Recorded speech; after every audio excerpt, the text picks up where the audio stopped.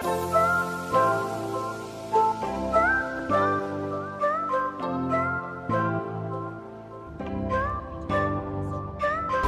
on the airplane. I have my hot tamales. I've already had 2 cups of coffee. And this is my seatmate.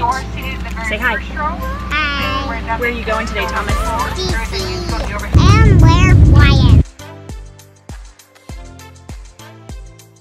So we are here. We're going to try and find our way to our hotel, and then we're going to go see what this conference has in store for us in the retirement world. So here we go.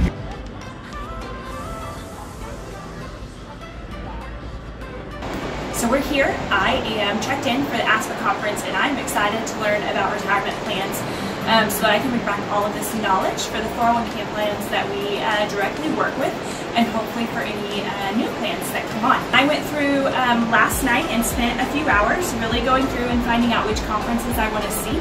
So today I am going to learn about notices and how you can send them electronically, as well as myth-busting 401ks. And get a lot of Washington updates. So what are they doing with hardship distributions? What are they doing on Capitol Hill? I'm going to learn about student loans inside of 401k. So this is all stuff that I am excited about, and you get to join me along the way.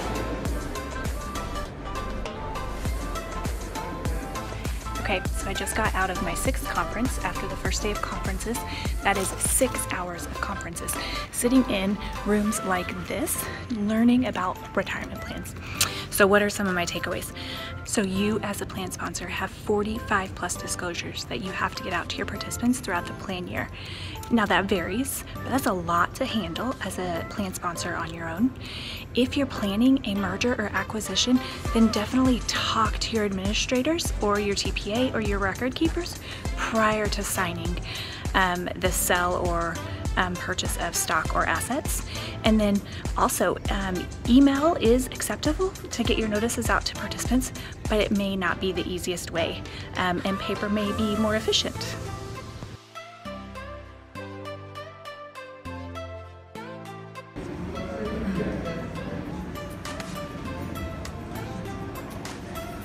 So we're headed to our last day of conferences, and a lot of information is not out, so the IRS has not given guidance on a lot of stuff, but a lot of changes.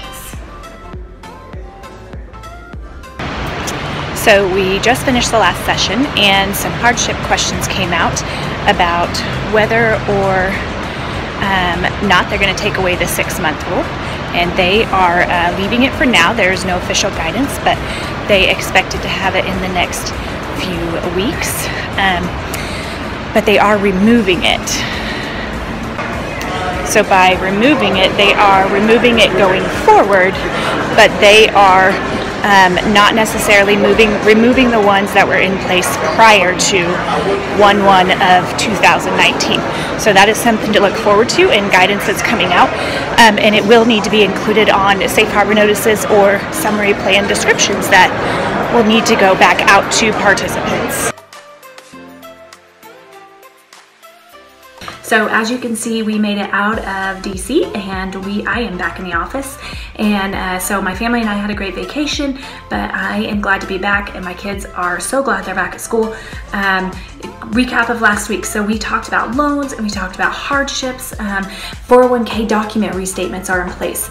Whether or not you should be doing e-notices. These are all questions that you should talk to your provider about and your administrators about. Make sure that you all are up to date on the new changes that are up and coming, especially when the final IRS guidelines come out on how to handle these changing situations inside of your 401k.